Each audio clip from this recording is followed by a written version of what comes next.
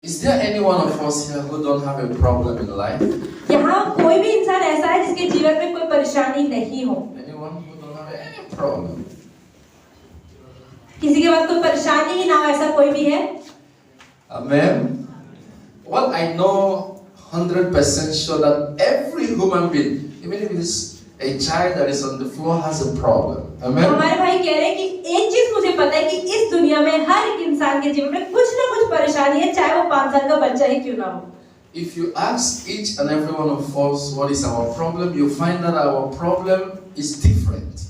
आप ये देखिए, अगर हर किसी से उनकी परेशानियों को पूछे तो हर किसी की परेशानी अलग ही है।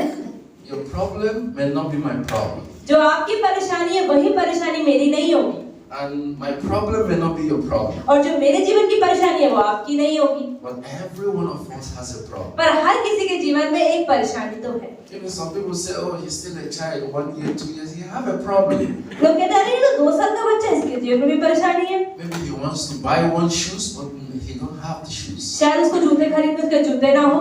He see the mates buying the shoes and he wants the shoes. हो सकता है 5 साल का बच्चा कहे कि मेरे पड़ोसी के पास तो जूते हैं, मेरे पास नहीं है। And the parents say, we're not going to buy for you. और मम्मी पापा कह रहे नहीं हम तुम्हारे लिए नहीं खरीदने वाले। That shoes become his problem. तो वो जूते ना खरीद पाना उसकी परेशानी बन गया। It might be dress that he wants to wear. हो सकता है कोई कपड़े हो जो पहनना चाहता हो। It might be the chocolate that he wants to eat. हो सकता है कोई चॉकलेट हो जो खानी हो। But the parents say, we're not going to give you the chocolate. पर मम्मी पापा नहीं दे रहे चॉकलेट को। And he start crying. और वो रोने लग गया। And that chocolate becomes his तो problem. वो चॉकलेट उसके जीवन की परेशानी है। So it means that each one of us has a problem. इसका मतलब हम में से हर किसी की कोई ना कोई तो परेशानी है।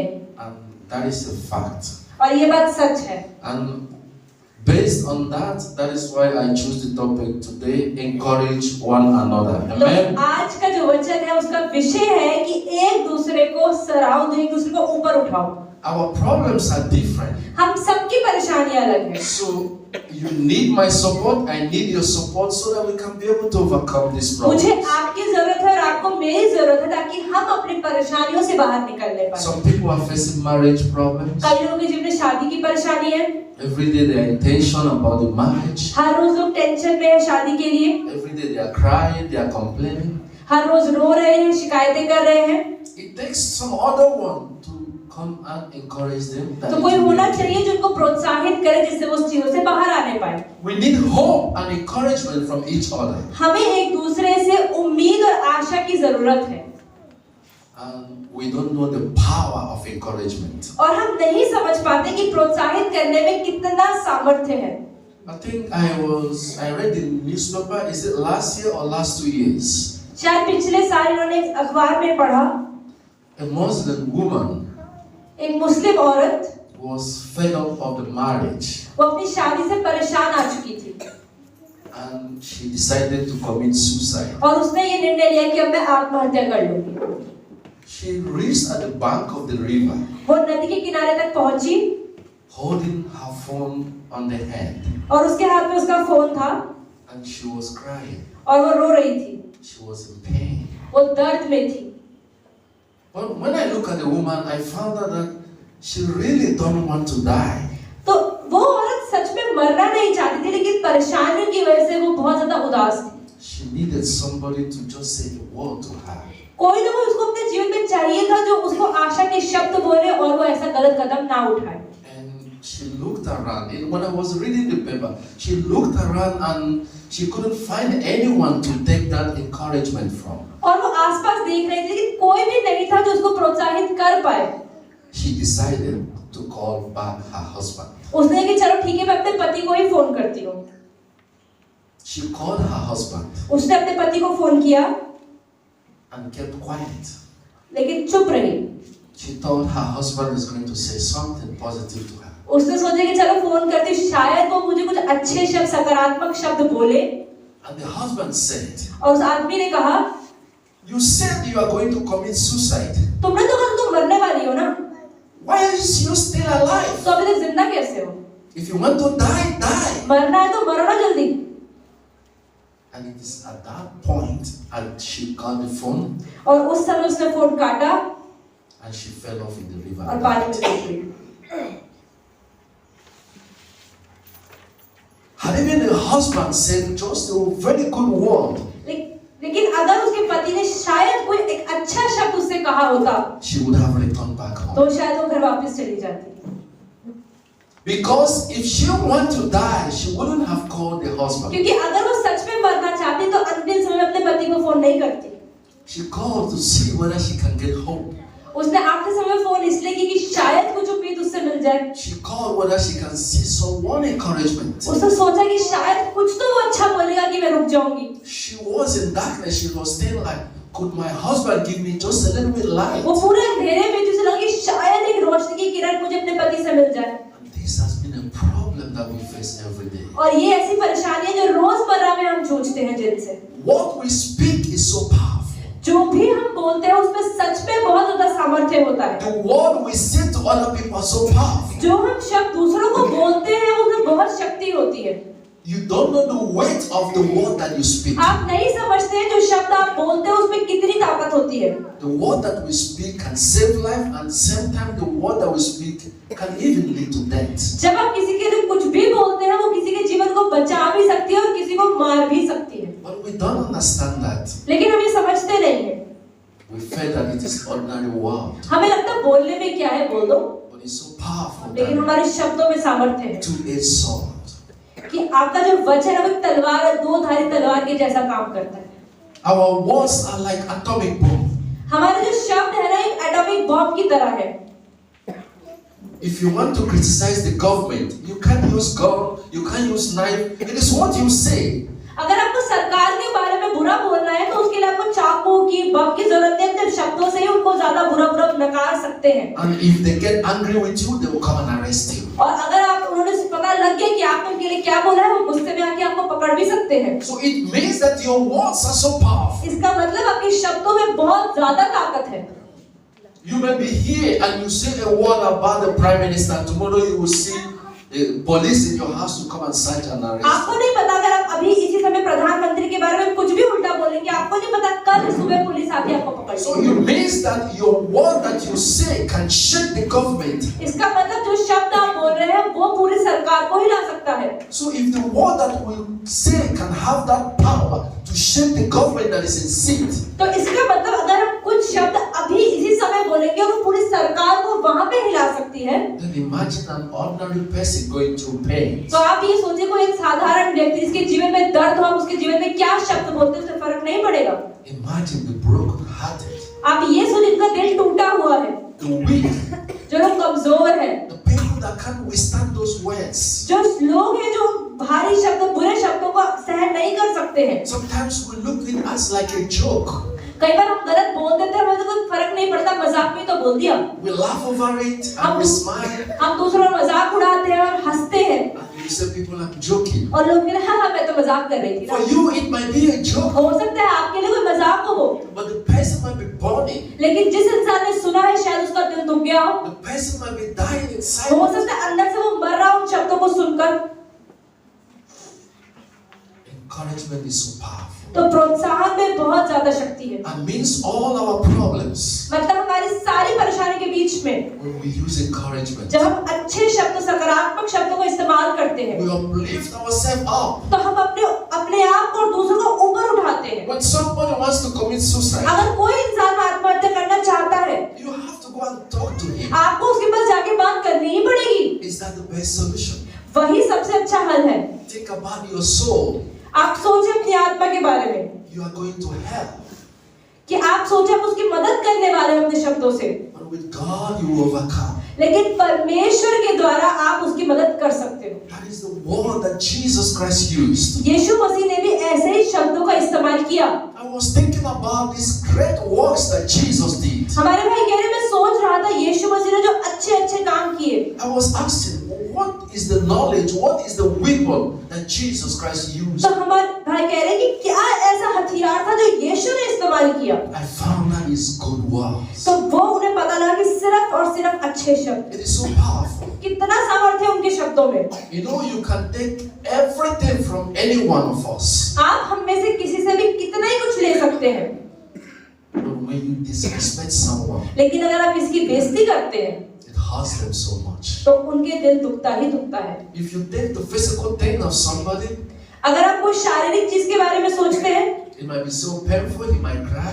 अगर आप किसी को थप्पड़ मारेंगे, घूसा मारेंगे, उसको दर्द होगा, वो शायद रोएगा भी। But when you disrespect someone, लेकिन अगर आप किसी की बेइज्जती करते हैं, it stays with them whole life. तो वो उसके साथ पूरे जीवन रहता They है। will never forget that word that you वो say. कभी उन शब्दों को नहीं भूलते हैं जो आपने किसी के लिए बोले। It will live with them. वो उनके साथ वो शब्द जिंदा रहेंगे। You might say it and you might not even remember how you said or when you said that. हो सकता है कि आपने किसी के लिए बुरा बोला और आप भूल जाए कि आपने क्या बोला, कब बोला। But the person that you said that word will never forget. लेकिन जिसको आपने बोला वो कभी नहीं भूलेगा। When he or she sleeps, it comes in the जब वो सोएगा अपने बिस्तर पे, उसको वो शब्द याद आएंगे। It can make him not to sleep whole night हो thinking सकता है about उन that शब्दों को word. सुनने की वजह से वो पूरी रात भी ना सोए।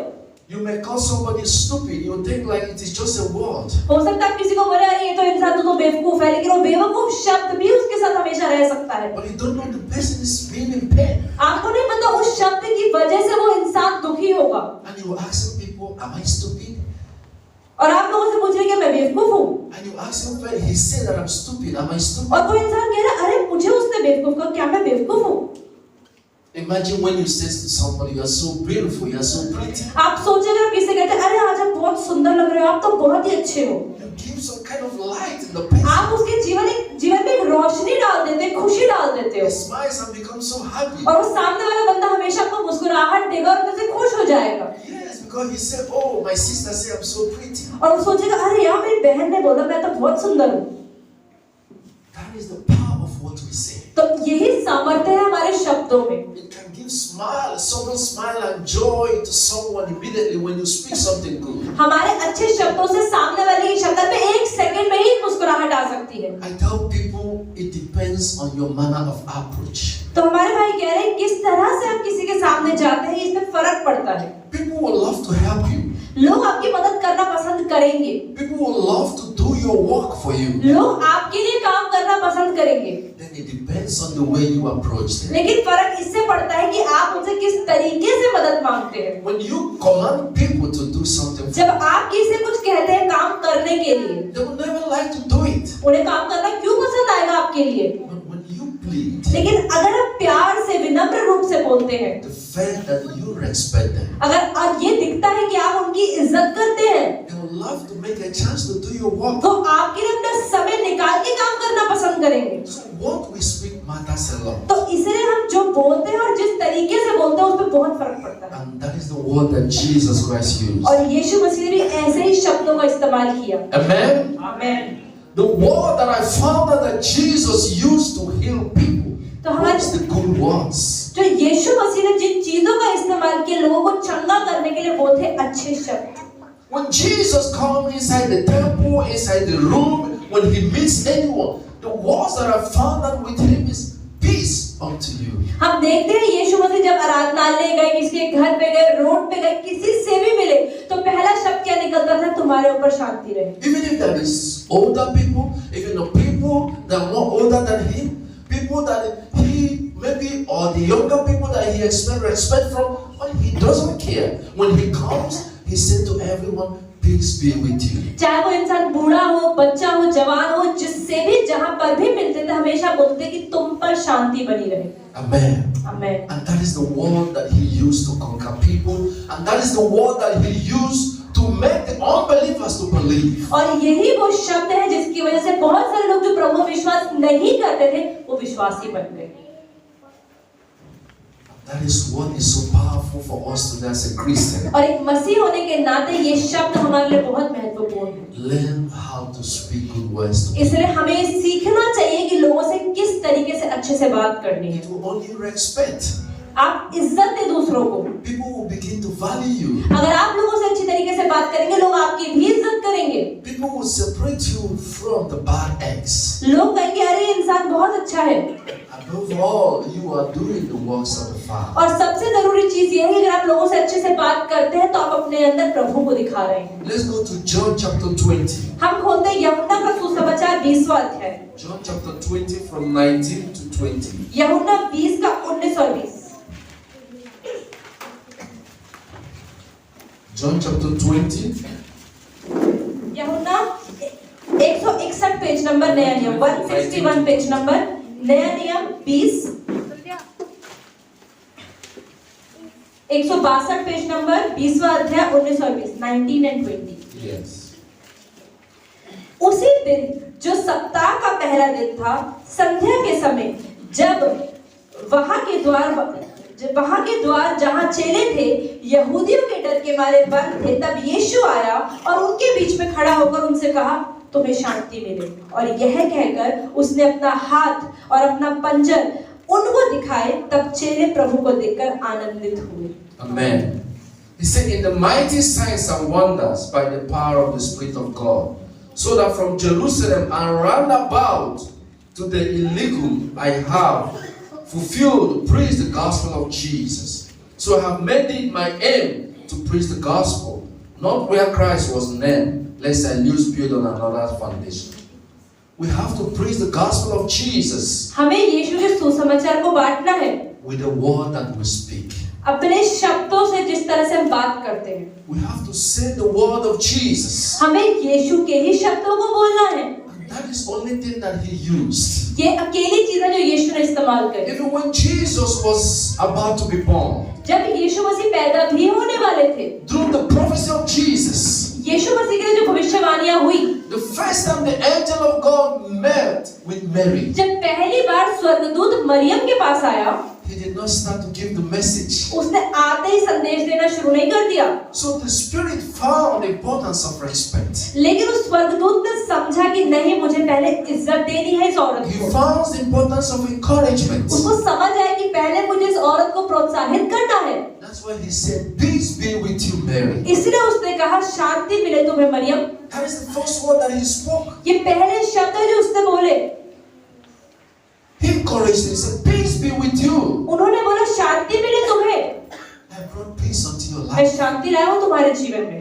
Anyone will love to listen to you. हाँ, कोई भी आपको सुनना पसंद करेगा। He did not say, "I'm a spirit, I'm bigger." He's just a human being. उसने ये नहीं बोला कि मैं तो स्वर्गदूत हूँ, तुम तो औरत हो, एक इंसान हो, मैं तुमसे बात करने आया हूँ। He recognizes the power of respect and encouragement. उसने समझा कि नहीं, प्रोत्साहित करने में और इज्जत देने में बहुत सामर्थ्य होता है। That is why he said, "You have found favor in the sight of और God." इसलिए उसने कहा कि परमेश्वर की नजर में तुम्हें तरफदारी मिली है। Let us begin to find favor in the presence of God from the way we speak. तो इसलिए आज से प्रभु की नजर में तरफदारी को कमाएं, कैसे? अपने अच्छे शब्दों को बोलकर। Amen. आमीन। Let's go to 1 Samuel chapter 1. खोलते हैं पहला शमूएल पुराना नियम, 1 Samuel chapter 1. पहला शमूएल का पहला अध्याय,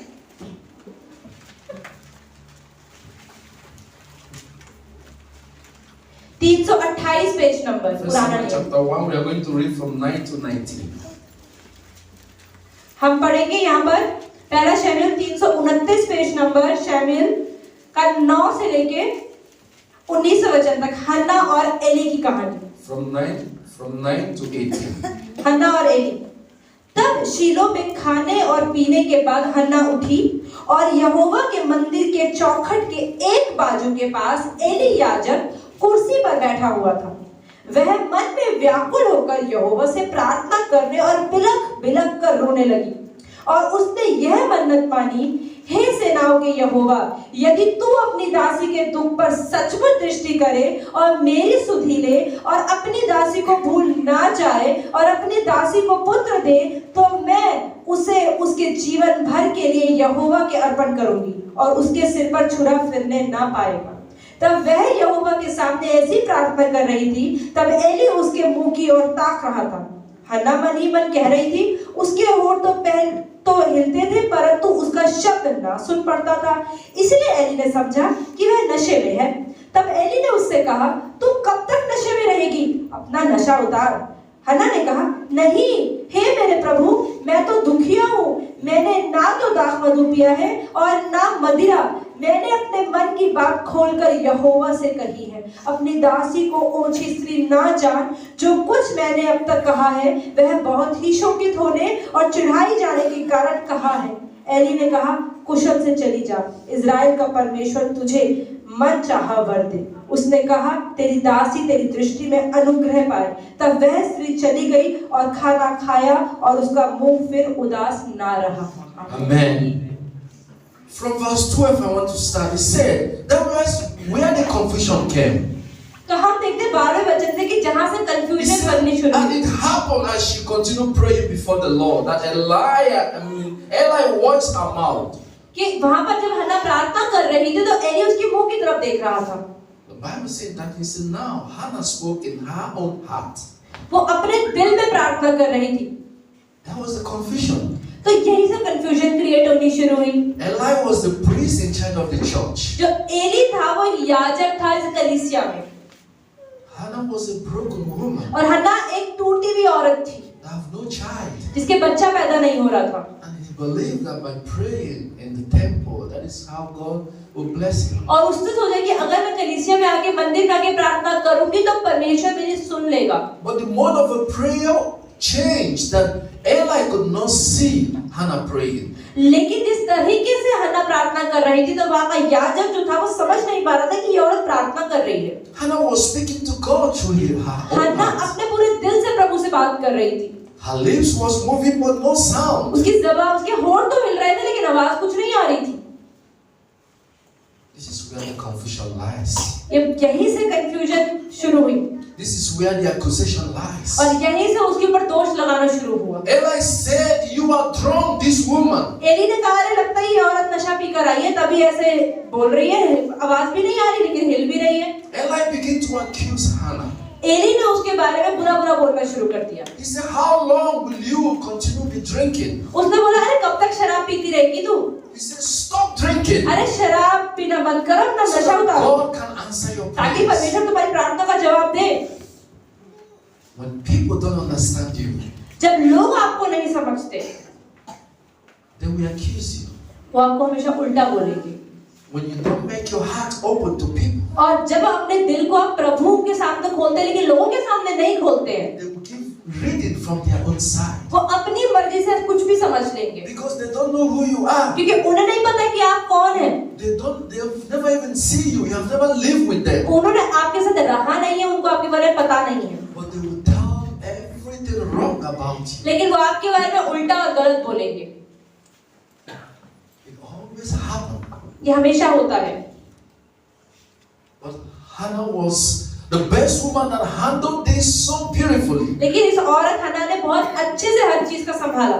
Many people, when people speak bad about you, कई बार क्या होता है जब हमारे बारे में कोई इंसान उल्टा बोलता है our reactions are so different. तो हम भी बहुत भड़क जाते हैं और गुस्से में आ जाते Some हैं। people say, "Oh, I will never talk to him or her और again." कई लोग कहते हैं अच्छा इसने मेरे उल्टा बोला ना, अब देख मैं इससे कभी बात नहीं करूँ। Some, people that can't control the anger will fight back. और जो लोग अपने गुस्से को संभाल नहीं सकते वो उल्टा और बोलने लग जाएंगे। Maybe they will start to abuse the हो priest. सकता है गाली भी देने लग जाते हैं। He said, "The old woman, what is your problem?" तो जैसे कि इस पंडित ने उस औरत से बोला कि अरे औरत तुम नशा पी के क्यों आई है मंदिर में? And they will start to call the priest all sorts of names. हो सकता है कि वो औरत उसको पंडित को ही गाली देती और बोलती कि ये आदमी तो बेकार है। They say, "I have come here to pray. What is your problem? Why are you distracting me?" हो सकता है वो औरत बोलती कि अरे मैं तो प्रार्थना करने आई, तुम मुझे परेशान क्यों कर रहे हो? अपना मुंह बंद रखो। It will be the reaction of some people. हो सकता है अगर हम उसकी जगह होते तो हम ऐसे ही बोलते, Because you know that you didn't drink any wine. क्योंकि अगर उस औरत को पता है भाई मैं तो शराब पी के नहीं आई हूँ, And when somebody accuses you, लेकिन कोई मुझे बोल रहा है कि मैं शराब पी के आई हूँ, it makes most people angry. तो लोगों को गुस्सा तो आएगा ही। But Hannah did not reply back. लेकिन हन्ना ने ऐसा जवाब नहीं दिया, But he called him my father. लेकिन कहा मेरे पिता। He called him my father. उसे अपने पिता कहा And he used the word my Lord. और कहा मेरे प्रभु। He went back with respect. लेकिन उसने वापसी में इज्जत के साथ ही जवाब दिया। Then Eli said, तो एली ने कहा "How can a drunken woman call me father?" अरे एक शराब पी जो व्यक्ति है, जो एक औरत है, वो मुझे अपना पिता कैसे बोल सकती है? How can a drunken woman use the word my Lord? एक नशे में हुई हुई व्यक्ति, औरत जो है वो मुझे अपना प्रभु कैसे बोल सकती है? It forces Eli to listen. तो एली को वहां पे सुनना ही पड़ा वो औरत क्या बोल रही है। Open his heart to this woman. तो एली ने अपने दिल को खोला इस औरत की तरफ। And Hannah began to explain. He said, "I am not a drunken woman." तो हन्ना ने बोला नहीं नहीं मैंने शराब नहीं पी है, He said, "I am a woman of sorrowful लेकिन मैं spirit." एक ऐसी औरत हूँ जो बहुत उदास He है। said, "I have drunk neither wine nor intoxicating drink, मैंने शराब नहीं पी है, but I have poured out my soul before लेकिन God. मैंने अपने प्राणों को प्रभु के आगे रखा है। Do not consider me a wicked तो woman, मुझे एक बुरी औरत मत समझो, For out of the abundance of my complaint and grief I have spoken until लेकिन now. मेरे जीवन में इतनी शिकायतें और परेशानियां उनकी वजह से मैं प्रभु के सामने बात कर रही हूँ। Look at so beautiful word आप ये देखिए कितने सुंदर शब्दों का उसने इस्तेमाल किया। that made the priest who suspected her of drinking तो जिस पंडित को लगा कि ये औरत ने नशा पिया होगा, वही पंडित ने then become the person that took up her prayers उसने ही उसकी प्रार्थना को लिया और उसे आशीष दी and concluded her prayer for her. और वो प्रार्थना को अंत उसी पंडित ने उसके लिए किया। I believe that it was the prayer of Eli that answered the prayer of हमारे Hannah. भाई कह रहे हैं मुझे विश्वास है कि ये हन्ना की नहीं लेकिन एली की प्रार्थना है जो उसने हन्ना के लिए करी और उनका जवाब आया। If you go to verse 17, अगर आप 17वें वचन पे जाए, that was the time that Eli took over the prayer of Hannah. और तब एली ने प्रार्थना करी हन्ना के लिए Then Eli answered and said, और उसने कहा go in peace, कुशल से चली जाओ, and the God of Israel grant your petition. Israel का परमेश्वर तुझे मन मांगा वर दे। Our manner of approach. कि हम किस तरीके से लोगों से बात करते हैं। It can differentiate us from other people. हमारे बात करने के तरीके से हमें लोगों से हम और लोगों से अलग बन सकते हैं। Many people may be queuing in lines, but because of your words, you may be singled out from the line. हो सकता है कहीं पर लोग बहुत परेशान हो, लेकिन सिर्फ आपके अच्छे शब्दों की वजह से आप वहां से बच जाए। Had it been Hannah abused Eli? अगर हन्ना ने वापसी में पंडित को याजक को उल्टा बोल दिया होता, लड़ाई कर ली होती, Had it been Hannah did not use this good and sweet लेकिन words, हन्ना ने अगर अच्छे शब्दों का इस्तेमाल नहीं किया होता, the opportunity given to us, sometimes we misuse those opportunities. तो कई बार हमें प्रभु अवसर देता है, लेकिन उस अवसर को हम सही तरीके से इस्तेमाल नहीं करते। You know, sometimes in us, when pride takes over us, कई बार हमारे ऊपर जब घमंड काम करता है, we see other people are nothing. हम सोचते दूसरे लोग तो कुछ नहीं है, We see other people are not our class. हमें लगता है दूसरे लोग तो मेरे क्लास के नहीं है। It's because of because of pride brings classification of people. तो सिर्फ हमारा घमंड ही है जो लोगों को अलग अलग वर्गों में बांट देता है। These are not my mates. अरे ये तो मेरे साथ के लोग नहीं है, You shouldn't talk to me that way. तुम्हें मुझसे ऐसे बात नहीं करनी चाहिए, Why should you associate yourself with these people? तुम इन लोगों के साथ क्यों बैठे हो, तुम्हारे वर्ग के लोग नहीं है। That is the power of pride. यह है घमंड का सामर्थ्य। If Hannah said to Eli, अगर हन्ना ने एली से कहा, who are you to talk to me? तुम हो कौन मुझसे बात करने वाले, Do you know who I am? तुम्हें पता भी है मैं कौन हूँ, Do you know the family that I came तुम्हें from? पता है मैं कितने बड़े परिवार से आई हूँ। Many people are proud of their family कई लोगों को घमंड होता है उनके परिवारों का, because your parents are in one position or the other. They are so proud. क्योंकि तुम्हारे माता पिता बहुत अच्छे वर्ग के होते तो लोगों को बहुत घमंड हो जाता है, They refuse to obey anything. Any rules are not for them. और जब बाकी लोगों को कुछ कहते हैं तो वो लोग समझते नहीं हैं। And that is the problem that we face. और यही वो परेशानी है जो हम सब सामना करते हैं। If Hannah was embedded with pride, अगर हन्ना के अंदर भी घमंड होता Elisha wouldn't do this for her. तो एली उसके लिए प्रार्थना नहीं करता। Because it's not today that Hannah has been praying. तो ऐसा नहीं कि हन्ना ही प्रार्थना कर रही थी, He had been praying and praying and praying. वो तो सालों से प्रार्थना कर रही है, But God did not answer her लेकिन prayers. प्रभु ने उसकी प्रार्थना का जवाब नहीं दिया। Maybe this is the only opportunity. लेकिन शायद ये वही अकेला अवसर उसको मिला। God brought a test. प्रभु ने उसकी परीक्षा ली Today is make and break for you, Hannah. कि आज तुम्हारे लिए एक नया दिन होने वाला है। Either you make your future or you break your future. अब वो समय है कि तुम अपने भविष्य को बनाओगे कि भविष्य को Sometimes तोड़ोगे। God have given us this opportunity in life. कभी-कभी प्रभु हमें अपने जीवन में अवसर देता है, He said, make or break your future. वो कहते तुम्हारे ऊपर अपने भविष्य को बनाओ कि तोड़ो। And many people are suffering today because they are the ones that caused this आज failure. बहुत सारे लोग क्यों अपने जीवन में परेशान हैं, क्योंकि उन्होंने ही अपने शब्दों से अपने भविष्य को तोड़ा है। Many of us have broken our future from our own hands. अपने खुद ही हाथों से अपने भविष्य को तोड़ा है, Because this opportunity comes only but once क्योंकि in life. कभी-कभी एक या दो बार ही हमारे जीवन में ऐसे अवसर आते हैं। He spoke with Eli.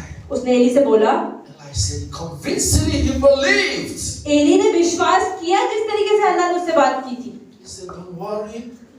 उसने I'm कोई taking बात up नहीं, this prayer for today. अब जो प्रार्थना तुमने करी है उस प्रार्थना को मैं तुम्हारे लिए, According to your own heart desires. जो तुम्हारे दिल की इच्छा है उसके अनुसार प्रभु तुम्हें देगा ही देगा। According to the reason why you are crying at this altar. तुम जिस वजह से इस वेदी के पास आके रो रही हो उसके अनुसार प्रभु तुम्हारी इच्छा पूरी करेगा। I pray that God Almighty answer you. और मैं प्रार्थना करता हूँ कि प्रभु तुम्हारी प्रार्थना का जवाब दे। Amen. आमीन। Stand up, small stand. Stand. एक बार सब खड़े हो जाए। Stand for 1 minute. एक मिनट के लिए सब खड़े हो जाए। Everyone stand small. Amen. Many people are sleeping. Walk around. कुछ लोगों को नींद आ रही है, थोड़ा हिल ले, अपने हाथों को ऊपर करें। I can see some people snoring. कई लोग की खराटों की आवाज भी आ रही है। Move, I say move around. थोड़ा हिले इधर, मूव करना है। Move. I don't say stand one एक place. चक्कर लगाओ यहाँ पर, चलो जल्दी Move चक्कर around. लगाओ। Move around. Let your blood. Move around. Only 1 minute. We are going to use for this. एक मिनट का जल्दी।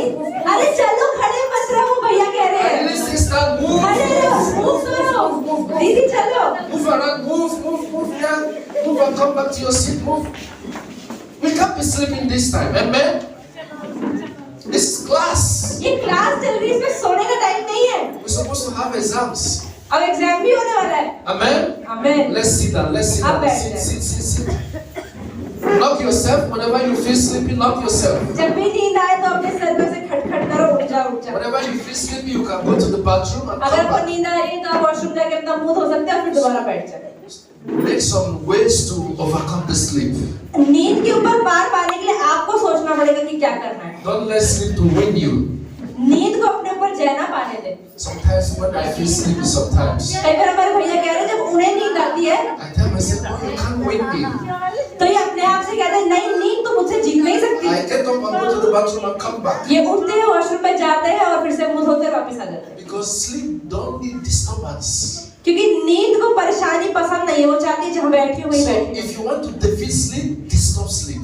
अगर आपको नींद को हराना है तो नींद को परेशान करो। Amen. Amen. That is the secret. Amen. ये एक रहस्य की बात है। Sleep don't want any disturbance. नींद को परेशानी और डिस्टरबेंस पसंद नहीं है। Amen. Amen. So let us understand how to use good words. तो हमें आना चाहिए कि कैसे हम अच्छे शब्दों का इस्तेमाल करें। What your money cannot get for you, your good words will हो get सकता it. है कुछ चीजें जो आपको पैसा आपको नहीं दे सकता, आपके अच्छे शब्द आपको दे सकते हैं। Amen. Amen. Some insulting people find it very way to breakthroughs. तो इसीलिए अपने शब्दों के द्वारा कई बार लोगों के जीवन में बड़े-बड़े जय मिल जाती है। At your workplace, everybody know you are so rude, you are so insulting. जहाँ पर आप काम करते हैं लोगों को पता है ये आदमी तो बहुत गलत तरीके से बात करता है, इसे बात करने की तमीज नहीं है, People will not like you. तो लोगों को पसंद ही नहीं करेंगे। No matter your situation, no matter your position, everything, you must apply what we call ethics. कोई फर्क नहीं पड़ता आप कितनी हाई पोजीशन पर है, लेकिन अगर आपको बात करने की तरीका नहीं तो लोग आपसे बात करना पसंद नहीं करेंगे। Your office, your power does not give you the guarantee to insult people. अगर आप एक ऑफिस में हैं, एक ओहदे पर है, इसका मतलब ये नहीं है कि आपके पास सामर्थ्य है कि आप दूसरों की बेइज्जती करें। You will always be loved when you respect people. अगर आप दूसरों की इज्जत करेंगे तो हमेशा लोग आपसे प्रेम करेंगे। People will always talk about you when you respect people. अगर आप लोगों की इज्जत करेंगे तो लोग हमेशा आपके बारे में अच्छी बातें करेंगे। Let us learn to encourage one तो another. इसलिए आज से सीखें कि लोगों को प्रोत्साहित कैसे करना है। Amen. आमीन।